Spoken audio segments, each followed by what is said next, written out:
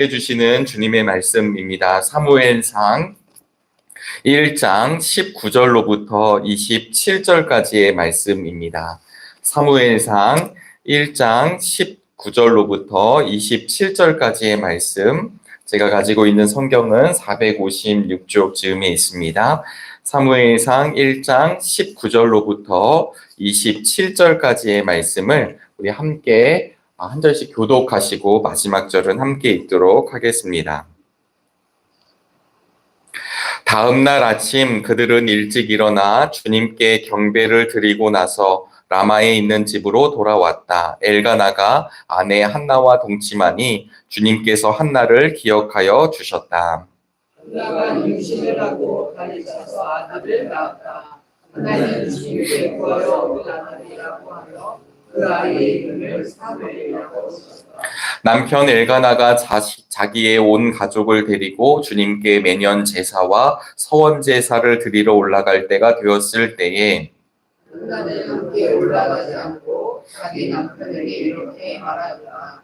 나는 아이가 젖을 뗄 때까지 기다렸다가 젖을 뗀 다음에 아이를 주님의 집으로 데리고 올라가서 주님을 뵙게 하고 아이가 평생 그곳에 머물러 있게 하려고 합니다. 나는 그 아이를 평생 아실 사람으로 바치겠습니다. 남편 엘가나가 그에게 대답하였다. 당신 생각에 그것이 좋으면 그렇게 하시오. 그 아이가 젖을 뗄 때까지 집에 있으시오. 주님께서 당신의 말대로 이루어 주시기를 바라오. 그래서 그의 아내는 아들이 젖을 뗄 때까지 집에 머무르면서 아이를 길렀다. 아침에 아이가 젖을 떼기 한나는 아이를 데리고 3년 소 한 마리를 끌고 밀가루 한 배가와 포도주가 든 가죽 부대 하나를 가지고 실로로 올라갔다. 한나는 어린 사무엘을 데리고 실로에 있는 주님의 집으로 갔다. 그들이 숫소를 잡고 나서 그 아이를 엘리에게 데리고 갔다. 한나가 엘리에게 말하였다. 제사장님, 나를 기억하시겠습니까? 내가 주님께 기도를 드리려고 이곳에 와서 제사장님과 함께 서 있던 바로 그 여자입니다. 함께 읽겠습니다. 아이를 낳게 해달라고 기도하였는데 주님께서 내가 간구한 것을 이루어 주셨습니다. 아멘. 오늘도 주님의 은혜와 평강이 우리 정릉의 모든 성도님들 가운데 함께 하시기를 간절히 바랍니다. 어느새 세월이 유수와 같다는 이야기가 있는데요. 벌써 5월의 마지막 날입니다. 송구영신 예배를 드린 지도 엊그제 같은데 또 겨울도 불과 얼마 전이었다고 생각이 되었는데 이제 봄도 지나서 여름에 들어서고 또 더운 날도 계속되고 있습니다. 아울러 5월 한 달을 은혜 가운데 주신 한 달을 잘 마무리하시고 또 기대하는 마음으로 내일 6월 1일 토요일 월삭 새벽 기도를 함께 기대하면서 또 말씀을 듣기를 준비하는 우리 모두가 되기를 원합니다. 아울러 또 오늘은 금요일이기 때문에 금요 기도회가 또 믿음으로 준비되고 있습니다. 허락되실 말씀, 또 함께 부를 찬양, 그리고 주님께 간구할 기도 제목들이 온전히 주님께 드려지는 믿음의 날 되시기를 바라겠고, 세상이 줄 수 없는 그 평안, 세상이 줄 수 없는 대답이 오늘 말씀을 통해 하나님께서만 받는 우리 모두가 되기를 간절히 원합니다. 어제 조숙현 목사님이 오늘 본문의 앞절까지 말씀을 함께 나누었습니다. 성서 일과에 따라서 오늘 27절까지의 말씀을 함께 보시게 되었는데요. 오늘 이 시대에 사실 이 본문의 말씀은 문자 그대로 아이를 갖게 하는 이 말씀이 얼마나 위로가 되고 힘이 되는지 모릅니다. 그러나 사실 오늘 우리 하나님께서는 기도하면 내가 아이를 갖게 해주겠다. 이것을 말씀하시려고 이 사무엘상에 있는 말씀이 기록된 것은 아님을 우리가 함께 기억할 수 있기를 간절히 바랍니다. 그러나 오늘 본문에서도 말씀하고 있다시피 내가 할 수 없는 상황에서 내가 결핍된 상황에서 내가 포기한 상황에서 내 힘으로 아무것도 할 수 없는 그 상황에서 하나님께 간구하고 하나님께 매달리고 그러므로 인해 하나님의 마음이 채워지는 역사를 우리 한나는 먼저 경험을 하게 되었습니다. 그렇기 때문에 결과적으로는 그가 정말 귀한 아이를 얻었을 때 얼마나 예뻤을까요? 늘 말씀드리지만 어린 아이들, 우리 베이비들이죠. 어린아이들의 눈동자를 보면 얼마나 예쁜지 모릅니다. 키울 때는, 죄송하지만 키울 때는 좀 힘도 들고, 그리고 그 아름다움을 전적으로 느끼지 못하지만, 우리 할머니, 할아버지들은 손주를 낳았을 때 너무 예쁘다고 하죠. 자녀를 키울 때와는 또 다른 은혜와 느낌, 그리고 그 마음이라고 보통 고백을 하십니다. 그런데 오랫동안 아이를 갖지 못해서 고통을 당하고 힘이 들었던 한나의 입장에서 이제 하나님이 허락하여 태의 문을 열어주셔서 사무엘을 얻게 되었을 때 얼마나 예뻤을까요? 오늘 본문에 보시면 젖을 떼는 기간 동안은 키우고 있었지만 그 기간이 지나자 어린 사무엘을 데리고 그리고 엘리 제사장에게로 가는 본문 장면까지 오늘 이야기하고 있습니다. 사실은 없음의 자리에서 하나님이 베풀어 주신 은혜를 우리 사무엘 출생의 이야기를 통해 말씀해 주고 있습니다. 여러분, 어제도 우리 조석현 목사님 말씀해 주셨지만 이 사무엘의 배경은 사사기의 마무리되는 배경입니다. 그래서 이 사무엘상을 처음을 읽으실 때 자기의 소견대로, 자기의 옳은 대로 하나님이 왕이심에도 불구하고 하나님과 관계없이 내 마음대로 살아가는 그런 현실 속에서 사무엘이 출생하고 있습니다.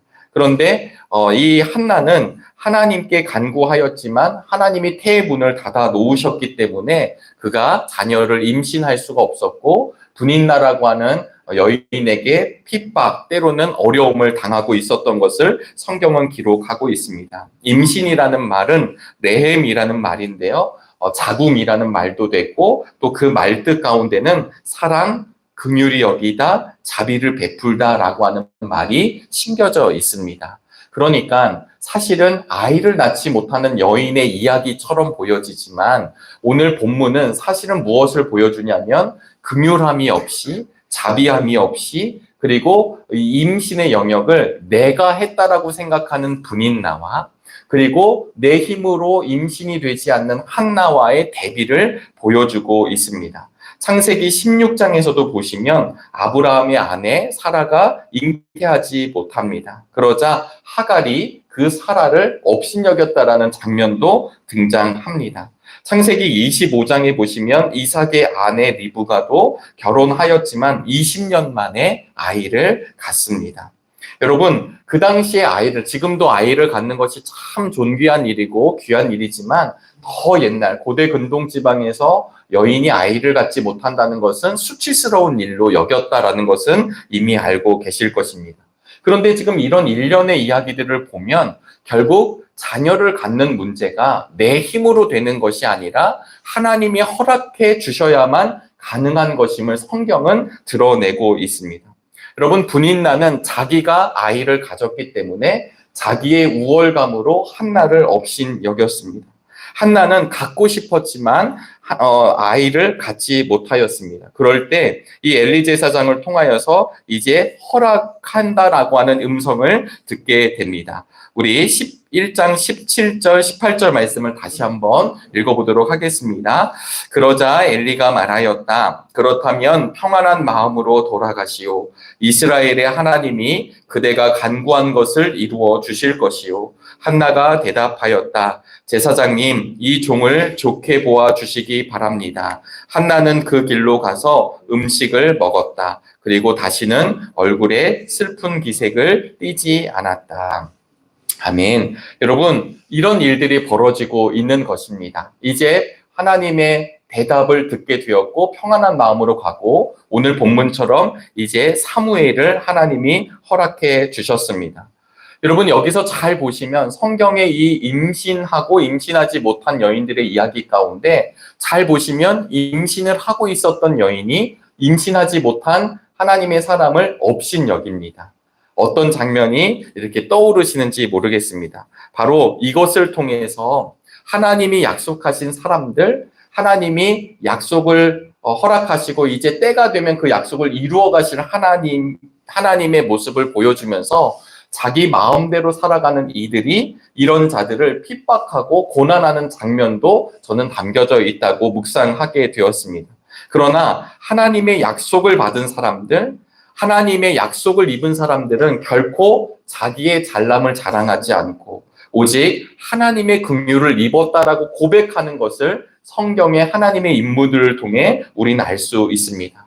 다시 말씀드리면 사사기 시대에 내가 잘났다라고 이야기하죠. 아마 사사기 시대로 아마 한나가 믿음이 없었고 은혜가 없었다면 하나님께 서원을 했었지만, 아니 이렇게 귀한 자식 이 사무엘은 내 거 아니야? 이 자녀는 내 자녀 아니야? 내가 조금만 더 키우다가 하나님께 다시 드려야지 라고 충분히 생각해도 누가 뭘 사람이 없었을 것입니다. 그런데 한나는 자기의 생각대로 간 것이 아니라 하나님께 약속한 그대로 이 사무엘을 하나님께 올려드립니다. 여러분, 이 결단이 결코 쉽지 않잖아요. 우리 교역자들끼리 이렇게 옛날 이야기를 나눌 때 가끔 그럴 때가 있습니다. 어떤 일 때문에 자녀를 잠시 할머니 집에, 할아버지 집에 맡길 때가 있는데요. 아이가 처음에는 좋아하지만 자꾸 가게 되거나, 그리고 약간 눈치가 나를 떼어놓으려고 하는 것을 기가 막히게 아는데, 그럴 때 그 아이가 울기도 하고 떼를 쓰기도 합니다. 그러나 상황이 여의치 않기 때문에 그 아이를 놓고 나오기도 하죠. 때로는 저희들은 잠깐 마트 갔다 올게 하면서 그냥 집으로 부모는 돌아오고 아이는 그냥 할머니와 할아버지와 잠을 자게 되는 경우도 있습니다. 뭐 큰일 아니죠. 그러나 그 잠깐의 일을 경험할 때요, 울고 있는 아이를 두고 나올 때 부모의 마음이 와, 행복하다 이런 부모는 없습니다. 마음이 좀 밟히고, 혹시 괜히 이것 때문에 아이 상처받는 것 아닌가? 아이가 힘들어하는 것 아닌가? 아마 이런 경험들 있으실 것입니다. 그런데도 불구하고 이 아이를 하나님의 사람으로, 나실인으로 바치고 엘리 제사장에게로 보내는 한나의 마음이 우리 눈으로 보면 결코 쉽지 않았을 것입니다. 그럼에도 불구하고 그가 약속한 대로 할 수 있었던 이유는 무엇이었을까요? 그것은 이 자신이 너무 어려웠을 때, 결핍이 되었을 때, 하나님을 찾았을 때 그 만난 하나님이 컸기 때문입니다. 그리고 사무엘을 그 하나님의 사람으로 온전히 드려지는 것은 그가 하나님의 충만함을 경험했기 때문입니다. 담임 목사님께서 요한계시록을 강의하실 때 보좌, 우리 천상의 예배의 말씀을 함께 나누는 가운데 있습니다. 여러분, 이 땅의 예배가 행복하십니까? 아멘. 네, 우리가 천상에서 예배를 드릴 때 우리는 늘 찬송하고 늘 주님께 예배하고 늘 천사들과 스랍들과 함께 그 거룩하신 하나님을 찬양할 터인데, 이 땅에서 찬양이 괴로우신 분들은 이 천국의 얘기가 얼마나 두렵게 될까요? 마찬가지로 그 요한계시록 강해를 하실 때 어떤 말씀을 주셨냐면, 바로 우리가 그 무한한 하나님을 향한 경외함이 날마다 표출되고 그 사랑을 느끼는 자리가 천상에서의 예배라고 계시록을 통해 말씀해 주셨다는 것입니다. 여러분, 이 말씀은 무엇이냐면, 한나가 받은 하나님의 사랑, 하나님의 은혜가 잠깐 사람의 생각으로 좌지우지되는 영역이 아니라 너무 큰 사랑이었기 때문에 이제 사무엘을 내 사람이 아닌 하나님의 사람임을 알고 드리게 된다라고 하는 것입니다. 사랑하는 여러분, 오늘 성경 본문에서는 반복되는 단어가 있습니다. 19절에 나오게 되는데요. 제가 읽어드리겠습니다. 19절 하반절입니다. 엘가나가 아내 한나와 동침하니 주님께서 한나를 기억하여 주셨다. 옛날 성경에서는 생각하신지라 이렇게 번역을 하였습니다. 여기서 기억하여 주신다라고 하는 것은 하나님의 약속을 전제로 하는 이야기입니다. 하나님이 한나를 기억하셨다. 하나님이 이스라엘을 기억하여 주셨다. 하나님이 내가 영원히 하나님 나라의 제사장이 될 이 민족을 내가 기억하여 주셨다. 여러분, 그 하나님께서 오늘 우리 정능의 성도님들을 기억하고 계십니다. 그 기억은 단순히 알고 있어 라는 말로 끝나지 않고 그 기억을 통해 하나님의 약속이 이루어지는 것을 이 사무엘의 이야기를 통해 드러내고 있습니다. 여러분, 한나는 자기의 모든 것을 포기할 수밖에 없었습니다. 왜냐하면 자기 힘으로 되는 영역이 아니었기 때문입니다. 자기가 포기한 상황이었고, 또 다른 말로 의역해보면 모든 걸 내려놓을 수밖에 없었던 그런 상황이었습니다. 그러나 하나님은 그런 한나를 기억하셨습니다. 하나님은 어지러운 지금 이스라엘 백성들을 기억하셨습니다. 그리고는 하나님의 그 경륜에 비추어서 이 민족을 이끌어갈 마지막 사사이기도 하고 제사장이기도 하고 이 민족을 이끌어갈 사무엘을 준비해 놓고 계신 것입니다. 그럴 때 한나의 입을 통해서 내가 낳은 자식입니다. 내가 낳은 내 아들입니다가 아니라 하나님이 준비해 놓으신 사무엘입니다. 사무엘이라는 뜻은 쉐마, 듣다라는 말과 하나님이라는 말이 결합된 이름입니다. 여호와께 그를 구하였다라는 말도 되고요. 엄밀히 말하면 여호와께서 들으셨습니다라는 말이 사무엘입니다. 사랑하는 우리 정릉의 성도 여러분, 오늘 우리의 약함이 정말 하나님 앞에 강함이 됨을 함께 고백할 수 있게 될 주님의 이름으로 소망합니다. 내 마음대로, 내 힘대로 내가 다 모든 것 이루었다고 이야기하는 이 시대 가운데 하나님, 내가 한 것이 아니라 하나님의 붙드심으로 한 것입니다. 하나님께서 친히 이끌어 가신 것입니다. 하나님을 인정합니다. 하나님이 우리의 왕이십니다. 하나님이 우리의 주권자이십니다. 라고 하는 고백이 오늘 본문에도 담겨져 있습니다. 27절 말씀입니다. 아이를 낳게 해달라고 기도하였는데 주님께서 내가 간구한 것을 이루어 주셨습니다. 우리에게 말씀하시고 약속하신 하나님의 그 약속이 이루어짐을 여러분 믿음으로 받아들이시고 오늘도 우리를 절망케 하는 문제들이 있습니다. 우리가 결핍되고 포기하고 낙담할 문제들이 있지만 그럼에도 불구하고 그런 가운데 역사하실 하나님의 은혜, 하나님의 손길을 기대하며 다시금 소망으로 전진하는 믿음의 한날 되시기를 주의 이름으로 축원합니다. 기도하겠습니다. 하나님 아버지 참으로 감사합니다. 여호와께 간구하였고 또 우리 하나님이 들으셔서 허락하신 사무엘이라고 하는 하나님의 사람을 만나게 하심을 감사합니다.